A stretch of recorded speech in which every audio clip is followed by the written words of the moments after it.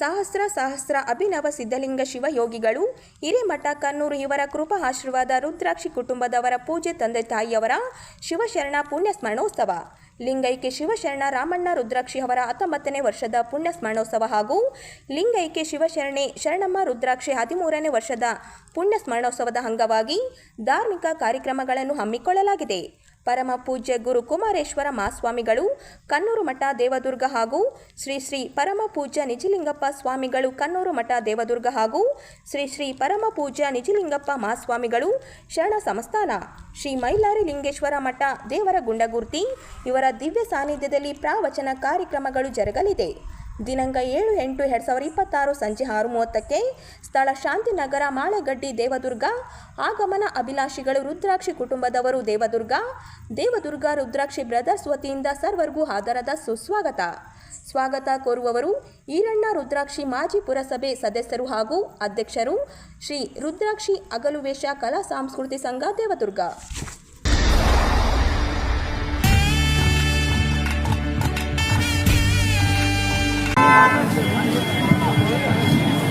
ಮಾನ್ವಿ ತಾಲೂಕಿನ ಪೋತ್ನಾಳ್ ಗ್ರಾಮದ ಮಧ್ಯಭಾಗದಲ್ಲಿರುವ ಸಂಜನಾ ಫೋಟೋ ಸ್ಟುಡಿಯೋದಲ್ಲಿ ಆಕಸ್ಮಿಕವಾಗಿ ಬೆಂಕಿ ಕಾಣಿಸಿಕೊಂಡು ಭಾರಿ ಪ್ರಮಾಣದ ನಷ್ಟ ಉಂಟಾಗಿದೆ. ಶಾರ್ಟ್ ಸರ್ಕ್ಯೂಟ್ನಿಂದ ಬೆಂಕಿ ಹೊತ್ತುಕೊಂಡಿರಬಹುದು ಎಂದು ಶಂಕಿಸಲಾಗಿದ್ದು, ಕ್ಷಣಾರ್ಧದಲ್ಲೇ ಬೆಂಕಿ ಸ್ಟುಡಿಯೋವನ್ನು ಆವರಿಸಿದೆ. ಸ್ಟುಡಿಯೋದಿಂದ ದಟ್ಟ ಹೊಗೆ ಹಾಗೂ ಬೆಂಕಿಯ ಜ್ವಾಲೆಗಳು ಎದ್ದಿರುವುದನ್ನು ಕಂಡ ಸ್ಥಳೀಯರು ತಕ್ಷಣ ಸ್ಥಳಕ್ಕೆ ಧಾವಿಸಿ ಬೆಂಕಿ ನಂದಿಸಲು ಹರಸಾಹಸ ಪಟ್ಟರು. ಆದರೆ ಬೆಂಕಿಯ ತೀವ್ರತೆಗೆ ಸ್ಟುಡಿಯೋದಲ್ಲಿದ್ದ ಅತ್ಯಾಧುನಿಕ ಡಿಜಿಟಲ್ ಕ್ಯಾಮೆರಾಗಳು, ಕಂಪ್ಯೂಟರ್ಗಳು, ಫೋಟೋ ಪ್ರಿಂಟಿಂಗ್ ಯಂತ್ರಗಳು, ಅಮೂಲ್ಯ ಫೋಟೋ ಆಲ್ಬಮ್ಗಳು ಹಾಗೂ ಪೀಠೋಪಕರಣಗಳು ಸಂಪೂರ್ಣ ಬೆಂಕಿಗಾಹುತಿಯಾಗಿವೆ.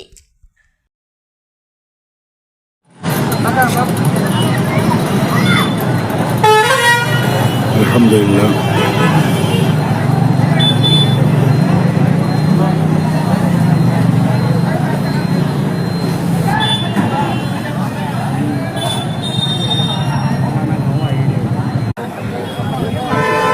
देखिए भाई, पोतनाल में अचानक आग लगी. ರಾಯಚೂರು ಜಿಲ್ಲೆಗೆ ಸಚಿವ ಸ್ಥಾನ ನೀಡಿರುವುದನ್ನು ಖಂಡಿಸಿ ಸಾಮಾಜಿಕ ಹೋರಾಟಗಾರ ಮಾರಪ್ಪ ವಕೀಲರು ರಾಜ್ಯ ಸರ್ಕಾರ ಹಾಗೂ ಕಾಂಗ್ರೆಸ್ ಹೈಕಮಾಂಡ್ ವಿರುದ್ಧ ತೀವ್ರ ಆಕ್ರೋಶ ವ್ಯಕ್ತಪಡಿಸಿದ್ದಾರೆ. ನಗರದಲ್ಲಿ ಸುದ್ದಿಗೋಷ್ಠಿಯಲ್ಲಿ ಮಾತನಾಡಿದ ಅವರು, ಜಿಲ್ಲೆಯ ಅಭಿವೃದ್ಧಿ ಹಿತದೃಷ್ಟಿಯಿಂದ ಕೂಡಲೇ ಜಿಲ್ಲೆಯ ಶಾಸಕರೊಬ್ಬರಿಗೆ ಸಚಿವ ಸ್ಥಾನ ನೀಡಿ ಜಿಲ್ಲಾ ಉಸ್ತುವಾರಿ ಸಚಿವರ ಜವಾಬ್ದಾರಿಯನ್ನು ನೀಡಬೇಕೆಂದು ಆಗ್ರಹಿಸಿದರು. ಒಂದು ವೇಳೆ ಜಿಲ್ಲೆಯ ಜನಪ್ರತಿನಿಧಿಗಳನ್ನು ಕೆಳಗಣಿಸಿ ಅನ್ಯ ಜಿಲ್ಲೆಯ ಸಚಿವರನ್ನು ರಾಯಚೂರು ಜಿಲ್ಲಾ ಉಸ್ತುವಾರಿಯಾಗಿ ನೇಮಕ ಮಾಡಿದರೆ ಆಗಸ್ಟ್ 15ರ ಸ್ವಾತಂತ್ರ್ಯೋತ್ಸವದಂದು ಧ್ವಜಾರೋಹಣಕ್ಕೆ ಆಗಮಿಸುವ ಸಚಿವರಿಗೆ ಗೇರವು ಹಾಕಿ ಪ್ರತಿಭಟನೆ ನಡೆಸಲಾಗುವುದು ಎಂದು ಎಚ್ಚರಿಕೆ ನೀಡಿದರು. ರಾಜ್ಯ ಸಚಿವ ಸಂಪುಟ ವಿಸ್ತರಣೆಯಲ್ಲಿ ರಾಯಚೂರು ಹಾಗೂ ಯಾದಗಿರಿ ಜಿಲ್ಲೆಗಳನ್ನು ಸಂಪೂರ್ಣವಾಗಿ ಕಡೆಗಣಿಸಲಾಗಿದೆ. ಕಾಂಗ್ರೆಸ್ಗೆ ಹೆಚ್ಚಿನ ಸ್ಥಾನಗಳನ್ನು ನೀಡಿದ ಜಿಲ್ಲೆಯ ಜನರ ನಿರೀಕ್ಷೆಗೆ ಧಕ್ಕೆ ಉಂಟಾಗಿದೆ. ಕೊಪ್ಪಳ ಜಿಲ್ಲೆಗೆ 2 ಸಚಿವ ಸ್ಥಾನ ನೀಡಿರುವ ಸರ್ಕಾರ ರಾಯಚೂರು ಜಿಲ್ಲೆಗೆ ಯಾವುದೇ ಸ್ಥಾನ ನೀಡದೆ ಅನ್ಯಾಯ ಮಾಡಿದೆ ಎಂದು ಅವರು ಆರೋಪಿಸಿದರು.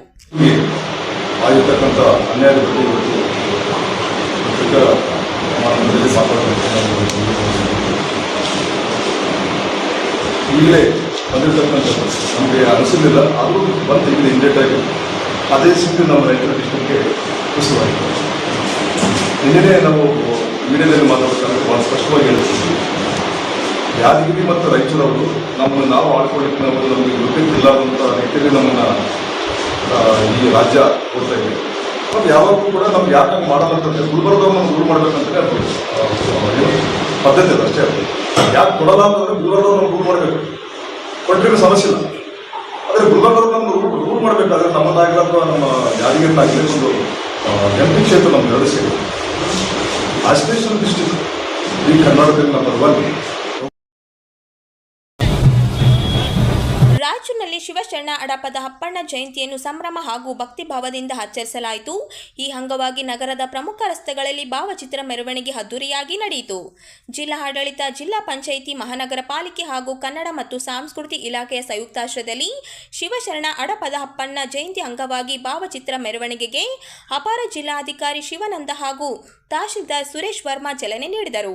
ನಗರದ ಬಸವೇಶ್ವರ ವೃತ್ತದಿಂದ ಆರಂಭವಾದ ಮೆರವಣಿಗೆ ಪ್ರಮುಖ ರಸ್ತೆಗಳಲ್ಲಿ ಸಂಚರಿಸಿ ರಂಗಮಂದಿರದವರೆಗೆ ವರೆಗೆ ಸಾಗಿತು.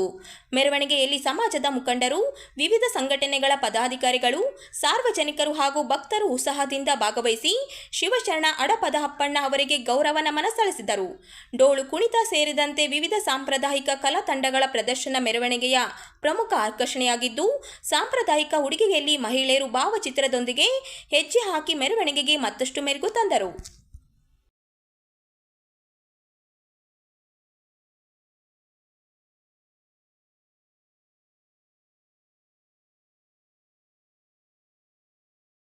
ಕಾರ್ಯಕ್ರಮ ವಿದ್ಯುಕ್ತವಾಗಿ ನಡೆಯಲಿದೆ. ಇದನ್ನ ಹೊರಬಂದಿದ್ದಾರೆ. ಒಂದು ಜೋರಾದ ಚಪ್ಪಾಳೆ ತಡೆದ್ರ ಮೂಲಕ ಇದನ್ನ ನಾವು ಲೋಕಾರ್ಪಣೆಗೊಳಿಸುತ್ತಾರೆ. ಸಮಾಜದ ಶ್ರೀ ಶರಣಬಸವ ಕಿಂಚಿನಾಳ್ ಅವರಿಂದ ನೆನೆಯುತ್ತಾ ಮತ್ತೊಮ್ಮೆ 892ನೇ ಶುಭಾಶಯಗಳನ್ನ ತಮ್ಮೆಲ್ಲರಿಗೂ ತಿಳಿಸುತ್ತಾ ನಮ್ಮ ಒಂದು ಶಿವಶರಣ ಅಡಪದಪ್ಪಣ್ಣನವರ ಜಯಂತಿಯನ್ನ ಇಂದು ನಮ್ಮ ರಾಯಚೂರು ಜಿಲ್ಲೆಯಲ್ಲಿ ನಮ್ಮ ಜಿಲ್ಲೆಯ ಕೇಂದ್ರ ಬಿಂದುವಿನ ಕೇಂದ್ರ ಸ್ಥಾನ ಜಯಂತಿ ಆಚರಣೆ ಮಾಡ್ತಾ ಇದ್ದೀವಿ. ಬಂಧುಗಳೇ, ನಾವು ಬಹುತೇಕ ಇಲ್ಲಿ ಜಯಂತಿಗಳ ಆಚರಣೆ ಮಾಡಿದ್ರೆ ನಾವು ಬಹಳಷ್ಟು ಜನ ಇಲ್ಲಿ ಸೇರಿದ್ದೀವಿ. ನಮ್ಮ ಜಯಂತಿಗೆ ಸ್ಥಳೀಯ ಒಬ್ಬ ಶಾಸಕರಿಲ್ಲ, ಒಬ್ಬ ಜಿಲ್ಲಾ ಅಧಿಕಾರಿಗಳು ಈ ಕಾರ್ಯಕ್ರಮದಲ್ಲಿ ಭಾಗಿಯಾಗಿಲ್ಲ, ಸಚಿವರಿಲ್ಲ. ಇದೇ ದೊಡ್ಡ ಸಚಿವರು ಸಿಕ್ಕರು. ಆದ್ರೆ ನಮ್ಮ ರಾಯಚೂರು ಜಿಲ್ಲೆಗೆ ಒಬ್ಬ ಶಾಸಕರು ರಾಜಕಾರಣಿಗಳ ಒಗ್ಗಟ್ಟಿನ ಕೊರತೆ ಜೊತೆಗೆ ರಾಜಕಾರಣಿಗಳು ನಮ್ಮಂತ ತಳ ಸಮುದಾಯದವರು. ನಾನು ಜಯಂತಿ ಸಮಾಜದ ನೋವನ್ನ ಸಮುದಾಯದ ಜನರು ಬಂದಿದ್ದೀವಿ. ದಯವಿಟ್ಟು ಇಲಾಖೆ ಏನಿದೆಯಲ್ಲ, ಈ ಕನ್ನಡ ಸಂಸ್ಕೃತಿ ಇಲಾಖೆ ಅಧಿಕಾರಿ ಮಾಡೋದಕ್ಕೆ ಇಬ್ಬರು ಕಲಾವಿದರಿಲ್ಲ. ದುರಂತ ಇದೆ ನಮ್ಮ ಸಮಾಜದ್ದು. ಬೇರೆ ಕಾರ್ಯಕ್ರಮಗಳು ಇದೆ, ಜಮದಲ್ಲಿ ರಂಗಮಂದಿರ ಗಾನ ಆಡೋದಕ್ಕೆ ಗಾಯಕರು ಕಲಿಸ್ತಾರೆ. ಇಲ್ಲೊಬ್ರು ಕೆಲವು ರಾಯಚೂರು ನಗರದಲ್ಲಿ ಮಂಗಳವಾರ 11 ಗಂಟೆಗೆ ಮಾಧ್ಯಮದೊಂದಿಗೆ ಮಾತನಾಡಿದ ರೈತ ಮುಖಂಡರು ಕಾಂಗ್ರೆಸ್ ಸರ್ಕಾರದ ವಿರುದ್ಧ ಅಸಮಾಧಾನವನ್ನು ಹೊರಹಾಕಿದ್ದಾರೆ. ಇನ್ನು ನಿನ್ನೆಯಷ್ಟೇ ಸಚಿವ ಸಂಪುಟ ನೂತನ ಸಚಿವರ ಪಟ್ಟಿ ಬಿಡುಗಡೆ ಮಾಡಲಾಗಿದೆ. ಪ್ರಮಾಣ ವಚನವನ್ನು ಸ್ವೀಕರಿಸಿದ್ದಾರೆ. ಆದರೆ ರಾಯಚೂರು ಜಿಲ್ಲೆಯನ್ನು ತೀವ್ರ ಕಡೆಗಾಣಿಸಲಾಗಿದೆ. ಇಲ್ಲಿ ಸಾಕಷ್ಟು ಜ್ವಲಂತ ಸಮಸ್ಯೆಗಳಿದ್ದರೂ ಹೇಳಿಕೊಳ್ಳಲು ಓರ್ವ ಸಚಿವರಿದ್ದರೆ ಅನುಕೂಲವಾಗುತ್ತಿತ್ತು. ಸರ್ಕಾರ ಇಲ್ಲಿ 4 ಜನ ಶಾಸಕರು, ಓರ್ವ ಸಂಸದರು ಇದ್ದರೂ ಕೂಡ ಈ ಒಂದು ಜಿಲ್ಲೆಯನ್ನು ಕಡೆಗಣಿಸಿದ್ದು ಸರಿಯಾದ ಕ್ರಮವಲ್ಲ. ಈ ಒಂದು ಕಲ್ಯಾಣ ಕರ್ನಾಟಕ ಭಾಗ, ಅದರಲ್ಲೂ ರಾಯಚೂರನ್ನು ತೀವ್ರ ನಿರ್ಲಕ್ಷ್ಯ ಮಾಡಲಾಗುತ್ತಿದೆ ಎಂದು ಅಸಮಾಧಾನವನ್ನು ವ್ಯಕ್ತಪಡಿಸಿದ್ದಾರೆ. ಇನ್ನಾದರೂ ಉಳಿದ ಒಂದಷ್ಟು ಪೋಸ್ಟ್ಗಳಲ್ಲಿ ಸಂಪುಟ ರಚನೆ ಆಯಿತು. ನಮ್ಮ ಡಿ.ಕೆ. ಶಿವಕುಮಾರ್ ಅವರ ಕ್ಯಾಬಿನೆಟ್ ಸಚಿವರಲ್ಲಿ ಸಚಿವ ಸ್ಥಾನ ನಿನ್ನೆ ಪಟ್ಟಿ ಬಿಡುಗಡೆ ಮಾಡಿದರು. ಅದರಲ್ಲಿ ನಮ್ಮ ರಾಯಚೂರು ಜಿಲ್ಲೆಗೆ ಮಲತಾಯಿ ಧೋರಣೆಯನ್ನು ತೋರಿಸಿರ್ತಾರೆ. ಅದಕ್ಕೋಸ್ಕರ ಇವತ್ತು ನಮ್ಮ ರಾಯಚೂರು ಜಿಲ್ಲೆಯಲ್ಲಿ 4 ಮಂದಿ ಇವತ್ತು ಕಾಂಗ್ರೆಸ್ ಶಾಸಕರಿದ್ದಾರೆ, ಒಬ್ಬರು MP ಇದ್ದಾರೆ. ಆದ್ರೂ ಇವತ್ತು ನಮ್ಮ ರಾಯಚೂರು ಜಿಲ್ಲೆಗೆ ಜ್ವಲಂತ ಸಮಸ್ಯೆಗಳು ಇರ್ತವೆ. ಆದ ಕಾರಣ ಇವತ್ತು ನಮ್ಮ ಜಿಲ್ಲೆಗೆ ಸಚಿವ ಸ್ಥಾನ ಕೊಟ್ಟಿದ್ರೆ ಒಂದು ಒಳ್ಳೇದಾಗ್ತಿತ್ತು. ಹೀಗೆ ಪ್ರತಿ ಇದರಲ್ಲಿ ನಮ್ಮ ಜಿಲ್ಲೆನ ಕಡೆಗಣಿಸ್ತಾರೆ. ಅದಕ್ಕೋಸ್ಕರ ನಮ್ದು ಏನಂತಂದ್ರೆ ಒಂದು ಸಚಿವ ಸ್ಥಾನ ಕೊಟ್ಟಿದ್ರೆ ಒಳ್ಳೇದಾಗ್ತಿತ್ತು. ನಮ್ಮ ಜ್ವಲಂತ ಸಮಸ್ಯೆಗಳನ್ನು ಕೇಳಬೇಕು. ಇವತ್ತು ಬರಗಾಲ ಆದ, ಇವತ್ತು ನಮ್ಮ ರೈತರು ಬಹಳ ಕಷ್ಟದಲ್ಲಿದ್ದಾರೆ. ಇದು ನಮ್ಮ ರಾಯಚೂರು ಜಿಲ್ಲೆಗೆ ಒಂದು ಸಚಿವ ಸ್ಥಾನ ಕೊಟ್ಟಿದ್ರೆ ನಾವು ಏನೋ ಒಂದು ಕೇಳಬೇಕಾಗಿತ್ತು. ಆ ಒಂದು ಇವತ್ತು ನಮ್ಮದು ಉಸ್ತುವಾರಿ ಸಚಿವರಿಲ್ಲ. ವಾತ್ಸಲ ಉಸ್ತುವಾರಿ ಸಚಿವರನ್ನು ಗುಲ್ಬರ್ಗ ಶರಣ ಪ್ರಕಾಶ್ ಪಾಟೀಲ್ ಕೊಟ್ಟರು. ಇವತ್ತು ನಮ್ಮ ಜಿಲ್ಲೆದವರಿಗೆ ಕೊಟ್ಟಿದ್ರೆ ಒಳ್ಳೇದಾಗ್ತಿತ್ತು. ಇವತ್ತು ಸಮಸ್ಯೆಗಳು ಬೆಟ್ಟದಷ್ಟು ಸಮಸ್ಯೆಗಳವ, ನಾವು ಒಂದು ಅನುಕೂಲ ಆಗ್ತಿತ್ತು. ಅದಕ್ಕೋಸ್ಕರ ಇವತ್ತು ನಮ್ಮ ಡಿ.ಕೆ. ಶಿವಕುಮಾರ್ಗೆ ಏನು ಹೇಳ್ತಪ್ಪ ಅಂತಂದ್ರೆ ಇನ್ನೂ ಒಂದು ಸಂಪುಟ ಸಚಿವ ಸ್ಥಾನವನ್ನು ಉಳಿಸ್ಕೊಂಡ್ರಿ ನಮ್ಮ ಜಿಲ್ಲೆಗೆ ಕೊಟ್ಟರೆ ಒಳ್ಳೇದಾಗ್ತಿತ್ತು ಅಂತೇಳಿ ಈ ಒಂದು ಕರ್ನಾಟಕ ರಾಜ್ಯ ರೈತ ಸಂಘದ ವತಿಯಿಂದ ಇವತ್ತು ನಾವು ನಿಮ್ಮ ಮಾಧ್ಯಮದಿಂದ ನಾವು ಬೇಡಿಕೆಯನ್ನು ಇಟ್ಟಿರ್ತೀವಿ. ಅದಕ್ಕೋಸ್ಕರ ಕೊಟ್ಟರೆ ಒಳ್ಳೇದಾಗ್ತದೆ ಅಂತೇಳಿ ಈ ಮುಖಾಂತರ ತಿಳಿಸ್ತಾರೆ. ಸಂಗಮೇಶ್ ನಾಯಕ್, ಜಿಲ್ಲಾಧ್ಯಕ್ಷ.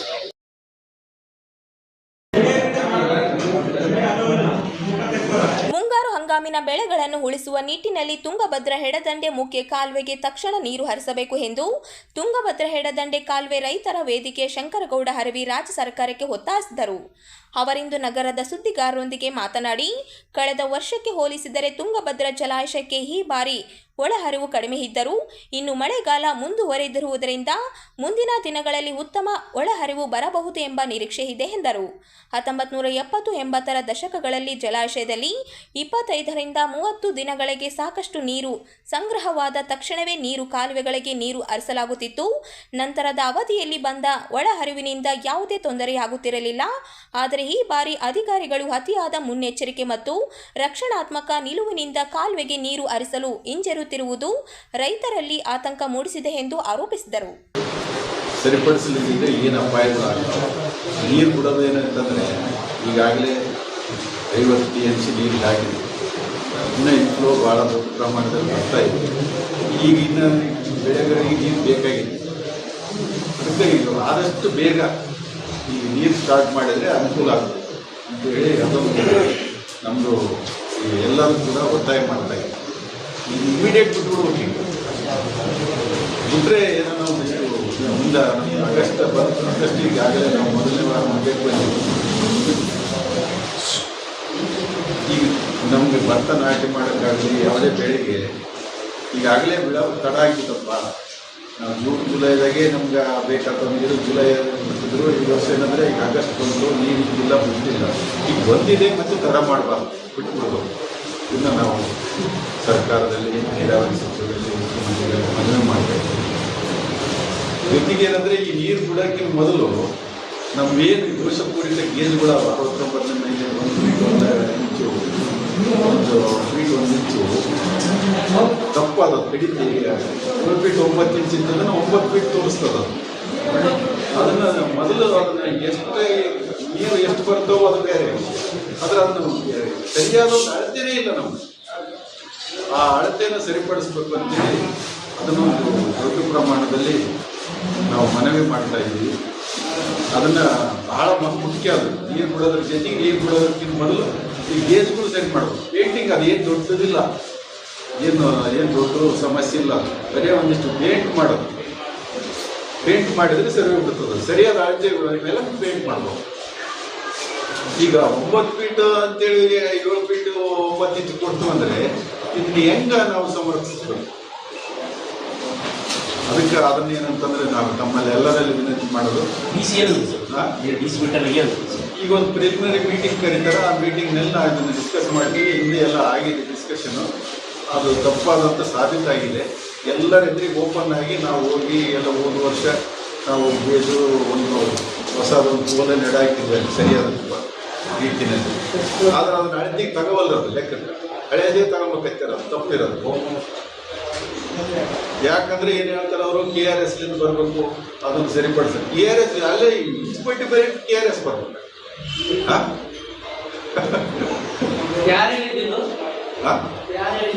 ನೀರಾವರಿ ಇಲಾಖೆ ಅವರು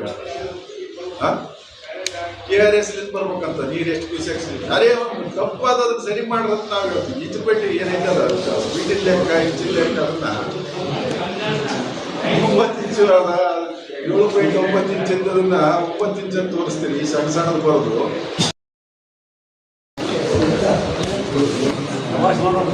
ನಂಜುಂಡಪ್ಪ ವರದಿ ಅನ್ವಯ ಕಲ್ಯಾಣ ಕರ್ನಾಟಕ ಭಾಗಕ್ಕೆ ಆದ್ಯತೆ ನೀಡಿ ಹಾಗೂ ಕನಿಷ್ಠ 10% ಪ್ರಾತಿನಿಧ್ಯ ನೀಡಬೇಕಿದ್ದರೂ ರಾಜ್ಯ ಸರ್ಕಾರಗಳು ನಿರಂತರವಾಗಿ ನಿರ್ಲಕ್ಷ್ಯ ವಹಿಸುತ್ತಿವೆ.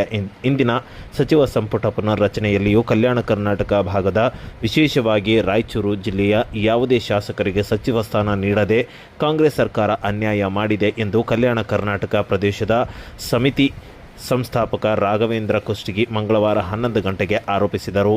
ಪತ್ರಿಕಾಗೋಷ್ಠಿಯಲ್ಲಿ ಮಾತನಾಡಿದ ಅವರು, ಕಲ್ಯಾಣ ಕರ್ನಾಟಕ ಭಾಗವನ್ನು ಸರ್ಕಾರಗಳು ನಿರಂತರವಾಗಿ ಕಡೆಗಣಿಸುತ್ತಿವೆ. ಸಚಿವ ಸಂಪುಟದಲ್ಲಿ ಕಲಬುರಗಿ ಜಿಲ್ಲೆಗೆ ಹೆಚ್ಚಿನ ಪ್ರಾತಿನಿಧ್ಯ ನೀಡಿರುವ ಹಿನ್ನೆಲೆಯಲ್ಲಿ ಕಲ್ಯಾಣ ಕರ್ನಾಟಕದೊಳಗೂ ಒಳ ಮೀಸಲಾತಿ ಬಗ್ಗೆ ಚರ್ಚೆ ನಡೆಯಬೇಕಾದ ಪರಿಸ್ಥಿತಿ ನಿರ್ಮಾಣವಾಗಿದೆ ಎಂದು ಅಸಮಾಧಾನ ವ್ಯಕ್ತಪಡಿಸಿದರು. ಹಲವು ಬಾರಿ ನಾವು ಪ್ರಸ್ತಾಪ ಮಾಡಿದ್ದೇವೆ.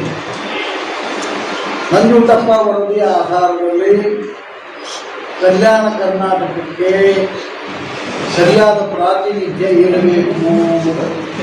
ಕನಿಷ್ಠ 10 ಜನ ಕ್ಯಾಬಿನೆಟ್ನಲ್ಲಿ, ನಿಗಮ ಮಂಡಳಿಗಳಲ್ಲಿ, ಅಕಾಡೆಮಿಗಳಲ್ಲಿ ಇತರೆಲ್ಲ ಏನವ ಪೋಸ್ಟ್ಗಳಿವ ಇವಕ್ಕೆಲ್ಲವೂ ನಮಗೆ ಪ್ರಾತಿನಿಧ್ಯ ಇರಬೇಕು ನಂಜುಂಡಪ್ಪ ವರದಿಯ ರೆಕಮೆಂಡೇಶನ್ ಆಧಾರದಲ್ಲಿ ಅಂತ ಹೇಳಿ ಇಫ್ ಐ ರಿಮೆಂಬರ್ ಕರೆಕ್ಟ್ಲಿ ಇವತ್ತು 5-6 ಸರ್ತಿ ನಾನು ಇಲ್ಲಿ ಪ್ರೆಸ್ ಮೀಟ್ ಮಾಡಿ ಬೇರೆ ಬೇರೆ ಸಂದರ್ಭದಲ್ಲಿ ಬೇರೆ ಬೇರೆ ಸಂದರ್ಭ.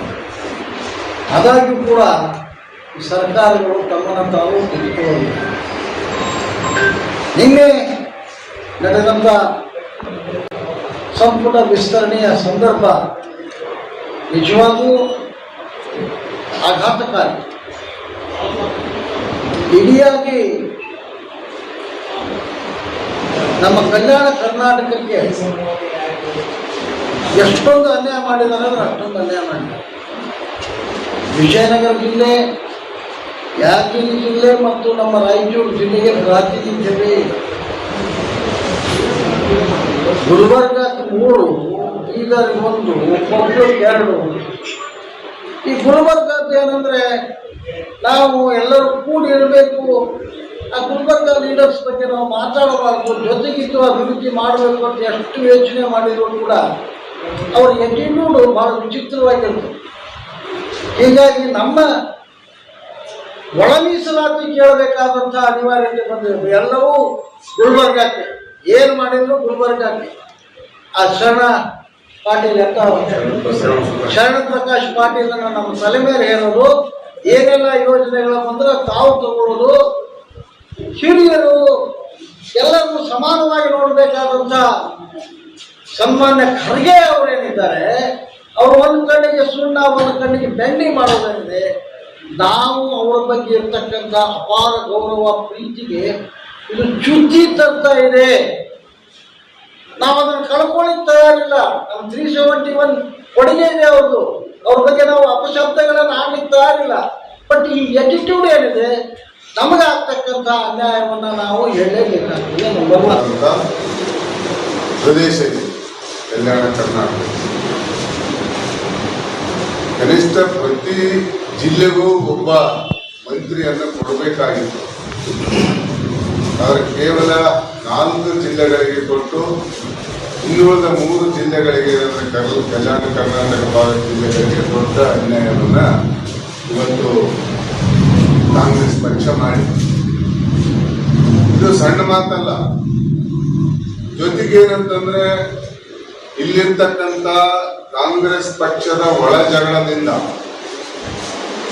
ಮಂತ್ರಿ ಪದವಿ ತಪ್ಪಿದೆ ಅಂತಕ್ಕಂಥ ಒಂದು ಸುದ್ದಿ ಕೂಡ ಹರಡಿದೆ.